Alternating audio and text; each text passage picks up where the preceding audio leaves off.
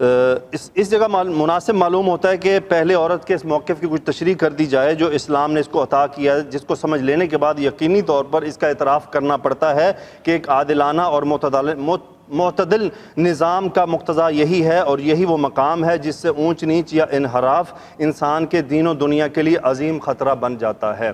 یعنی یہ جو اللہ نے جو ہمیں قاعدہ دیا ہے عدل معتدل رہنے کا، اگر ہم اس سے آگے پیچھے ہوں تو وہ دنیا کے لیے مسائل پیدا ہو جاتے ہیں، چلنا مشکل ہو جاتا ہے۔ اس کی انہوں نے وضاحت کی غور کیا جائے تو دنیا میں دو چیزیں ایسی ہوتی ہیں جو اس عالم کی بقا اور تعمیر و ترقی میں ایک خاص درجہ رکھتی ہیں۔ بڑی پیاری بات لکھی ہے، ایک عورت اور دوسری دولت۔ ایک عورت اور دوسری دولت، یہ دو چیزیں ہیں جو اس پورے نظام ہستی کی ایک سسٹم کو چلانے کے لیے بہت ضروری ہیں۔ لیکن تصویر کا دوسرا رخ دیکھا جائے تو یہی دونوں چیزیں دنیا میں فساد و خون ریزی کا باعث ہیں۔ یہی وہ دو چیزیں ہیں جس پر فساد اور جھگڑے، خاندانوں میں مسائل، آپس میں تعلقات خراب، یہی وہ دو چیزیں ہیں، یا وہ ہوگی یا وہ ہوگی یا پھر دونوں ہی ہوں گی۔ ویسے اگر ہم یعنی بہت نچلے لیول پہ بھی آ جائیں نا، چھوٹے دنیا کی تو لڑائیاں چھوڑیں، آپسی لڑائیاں، اس میں بھی ہمیں یہی باتیں ملتی ہیں آ کے، اور طرح طرح کے فتنوں کا سبب بھی ہیں۔ اور غور کرنے سے اس نتیجے پر پہنچنا کچھ دشوار نہیں کہ یہ دونوں چیزیں اپنی اصل میں دنیا کی تعمیر و ترقی اور اس کی رونق کا ذریعہ ہیں، اس میں بھی کوئی شک نہیں ہے۔ عورت اور دولت دونوں ہی اس دنیا کی رونق کا ذریعہ ہیں، لیکن جب کہیں ان کو اپنے اصلی مقام اور موقف سے ادھر ادھر کر دیا جائے تو یہی دنیا میں سب سے بڑا زلزلہ بھی بن جاتی ہیں۔ بالکل درست بات ہے کہ اگر ہم اس کا غلط استعمال کریں تو بھی یہ ہمارے لیے عذاب بن جاتا ہے۔ قرآن نے انسان کو نظام زندگی دیا ہے، اس میں دونوں چیزوں کو اپنے اپنے صحیح مقام پر ایسا رکھا گیا ہے کہ ان کے فوائد و ثمرات زیادہ سے زیادہ حاصل ہوں اور فتنہ فساد کا نام نہ رہے۔ دولت کا صحیح مقام، اس کے حاصل کرنے کے ذرائع اور خرچ کرنے کے طریقے اور تقسیم دولت کا عادلانہ نظام، یہ ایک مستقل علم ہے۔ اس کو اسلام کا معاشی نظام کہا جا سکتا ہے۔ اس کا بیان انشاءاللہ وہ کہتے ہیں اگلی آیات میں آئے گا کہ تقسیم دولت کا کیا طریقہ ہے، خاص طور پہ سورہ نساء میں یا سورہ مائدہ میں۔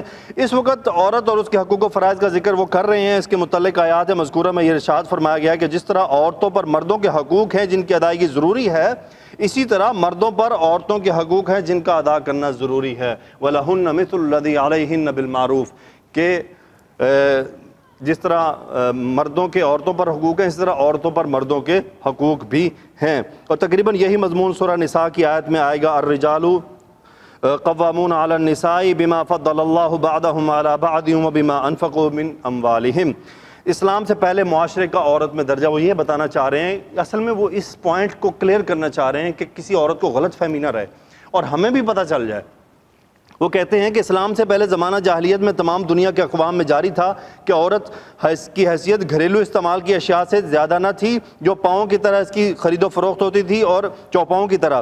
اس کو اپنی شادی بیاہ میں کسی قسم کا کوئی اختیار نہ تھا، اس کے اولیاء جس کے حوالے کر دیتے وہاں جانا پڑتا تھا۔ عورت کو اپنے رشتہ داروں کی میراث میں کوئی حصہ نہ ملتا تھا، بلکہ وہ خود گھریلو اشیاء کی طرح مال وراثت ہی سمجھی جاتی تھی۔ وہ مردوں کی ملکیت تصور کی جاتی تھی، اس کی ملکیت کسی چیز پر نہ تھی، اور یہ چیزیں عورت کی ملکیت نہ ہی یہ چیزیں جو ہے وہ عورت کی ملکیت کہلاتی تھیں۔ ان میں سے اس مرد کو اس کی اجازت کے بغیر کسی قسم کے تصرف کا کوئی اختیار نہ تھا۔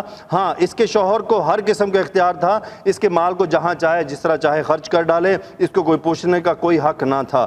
یہاں تک کہ یورپ کے وہ ممالک جو آج کل دنیا کے سب سے زیادہ متمدن ملک سمجھے جاتے ہیں، ان میں بعض لوگ اس حد کو پہنچے ہوئے تھے کہ عورت کے انسان ہونے کو بھی تسلیم نہیں کرتے تھے۔ یعنی وہ جو آج بڑے چیمپئن بنے ہوئے ہیں، ان کے نزدیک عورت تو انسان ہی نہیں تھی۔ یہاں پہ انہوں نے اس کا تذکرہ لکھا، وہ جو کانفرنس ہوئی تھی، فرماتے ہیں عورت کے لیے دین و مذہب میں بھی کوئی حصہ نہ تھا، نہ اس کو عبادت کے قابل سمجھا جاتا تھا، نہ جنت کے۔ روما کے بعض مجلسوں میں باہمی مشورے سے طے کیا گیا کہ وہ ایک ناپاک جانور ہے جس میں روح نہیں ہے۔ عام طور پر باپ کے لیے لڑکی کا قتل بلکہ زندہ درگور کر دینا جائز سمجھا جاتا تھا، بلکہ یہ عمل باپ کے لیے عزت و نشانی اور شرافت کا معیار تصور کیا جاتا تھا۔ بعض لوگوں کا یہ خیال تھا کہ عورت کو کوئی بھی قتل کر دے تو نہ اس پر قصاص ہے، نہ خون بہا، اور اگر شوہر مر جائے تو بیوی کو بھی اس کی لاش کے ساتھ جلا کر دفنا دیا جاتا تھا۔ رسول کریم صلی اللہ علیہ وسلم کی ولادت کے بعد آپ کی نبوت سے پہلے یعنی کانفرنس ہو رہی ہے، 576 میں فرانس نے عورت پر یہ احسان کیا کہ بہت سے اختلافات کے بعد یہ قرارداد پاس کی کہ عورت ہے تو انسان مگر صرف مرد کی خدمت کے لیے۔ یعنی آج سے 1400 سال پہلے کم بیش انہوں نے ایکسیپٹ کیا کہ جی یہ انسان ہے۔ اب دیکھ لیں آج وہ جو چیمپئن بنے ہوئے ہیں، اور اسلام 1400 سال پہلے تمام حقوق عورت کو دے رہا ہے۔ فرماتے ہیں الغرض پوری دنیا اور اس میں بسنے والے تمام اقوام و مذاہب کی عورت کے ساتھ یہ برتاؤ کیا ہوا تھا کہ جس کو سن کر بدن کے رونگٹے کھڑے ہو جاتے تھے۔ اس بیچاری مخلوق کے لیے نہ کہیں عقل و دانش سے کام لیا جاتا تھا، نہ عدل و انصاف سے۔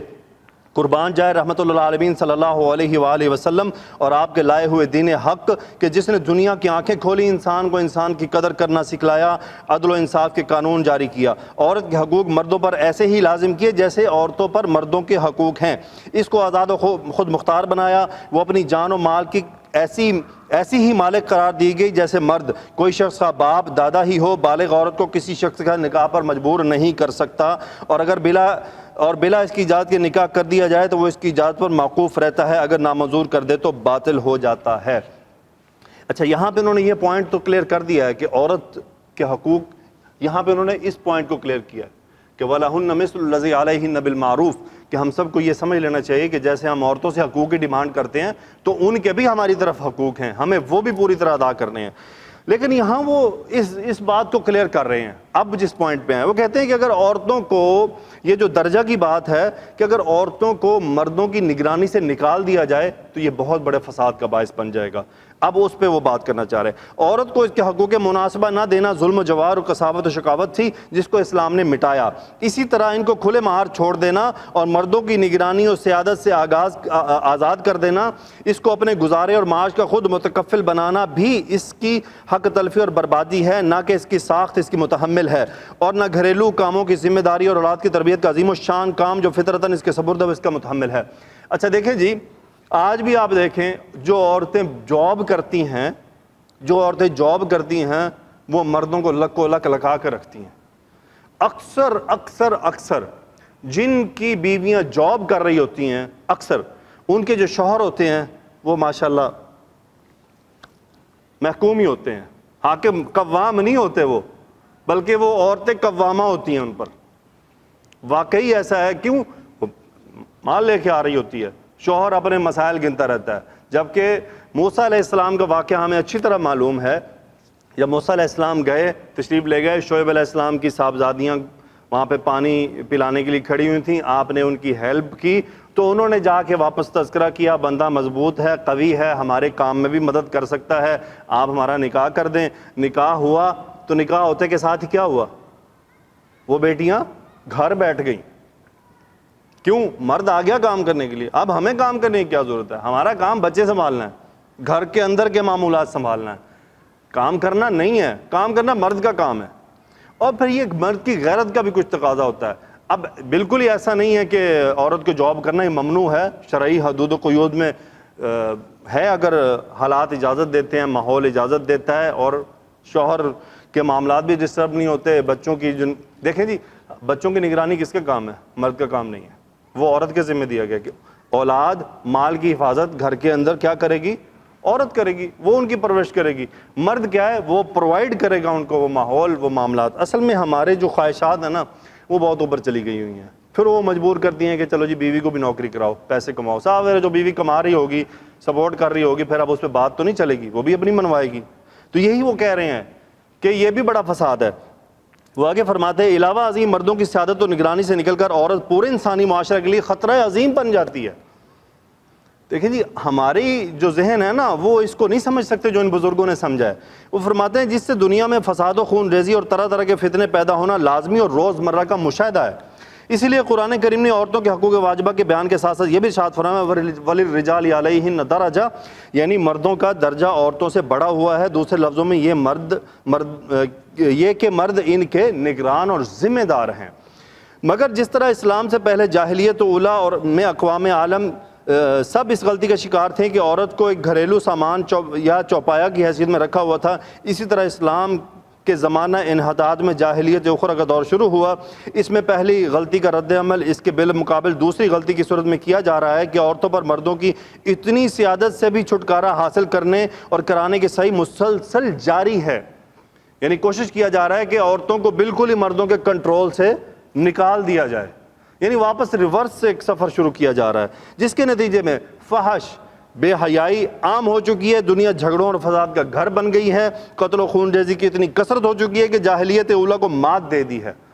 عرب کا مشہور مقولہ ہے، یعنی جاہل آدمی کبھی اعتدال پر نہیں رہتا، اگر افراط یعنی حد سے زیادہ کرنے سے باز آ جاتا ہے تو کوتاہی میں پھر حد سے زیادہ آگے چلا جاتا ہے۔ تو بالکل واضح یہی حال اس وقت ابنائے زمانہ کا ہے کہ یا تو عورت کو انسان کہنے اور سمجھنے سے ہی بالکل، یعنی ان کا حال یہ تھا کہ یا تو اس کو عورت ہی نہیں مان رہے تھے، اور اگر ماننے پہ آئے ہیں تو مردوں کی سیاست نگرانی یا جو مردوں اور عورتوں اور پوری دنیا کے لیے عین حکمت و مصلحت ہے، اس کا جو ابھی گردن سے اتارا جا رہا ہے، جس کے نتائج بروزانہ آنکھوں کے سامنے آ رہے ہیں، اور یقین کیجئے کہ جب تک وہ قرآن کے اس ارشاد کے سامنے نہ جھکیں گے ایسے فتنے روز بروز بڑھتے جائیں گے۔ اللہ تعالی ہمارے قلوب کو نور ایمان سے منور فرمائے، اور اپنی کتاب اور اپنے رسول اللہ صلی اللہ علیہ وسلم کی ہدایات پر پورا عمل کرنے کی توفیق عطا فرمائے، وہی دنیا اور آخرت میں سرمایہ سعادت ہے۔ مسئلہ بیان فرمایا ہے۔ اس آیت کے ضمن میں یہ بھی معلوم ہوا کہ قرآن حکیم نے زوجین کو ان کے ذمہ عائد ہونے والے فرائض بتلائے ہیں۔ معارف القرآن کی جو سب سے خوبصورت بات ہے نا، جو مجھے اس تفسیر میں لگتی ہے، کہ ہر آیت مبارکہ کی ہماری لائف پہ جو اپلیکیشن ہے نا، اس کا تذکرہ لازمی ساتھ کیا گیا ہے۔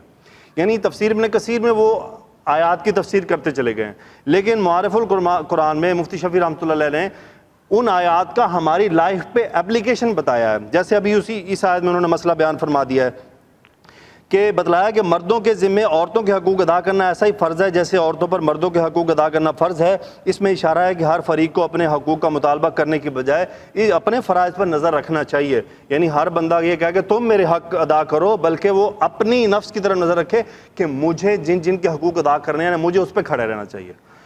وہ فرماتے ہیں، اور اگر اچھا دیکھیں اب ہم کتنے بیٹھے ہوئے، ہم ایک مثال لے لیں کہ میرا حق ان کی طرف ہے، ان کا حق میری طرف ہے، ہم سبھی یہ فیصلہ کر لیں کہ ہم بھائی میرے جو حقوق ان کے ذمہ ہے نا میں تو ادا کروں گا۔ شکاری صاحب اپنی جگہ پہ یہ فیصلہ کر رہے ہیں، جاوید بھائی اپنی جگہ پہ یہ فیصلہ کر لیں، تو آٹومیٹک کیا ہوگا، سب کے حقوق ادا ہونے شروع ہو جائیں گے۔ ریورس سیکشن چلے گا نا، میں آپ کا خیال کر رہا ہوں، آپ اپنے حقوق کو دیکھتے ہوئے میرا خیال باقیوں کا خیال کریں گے۔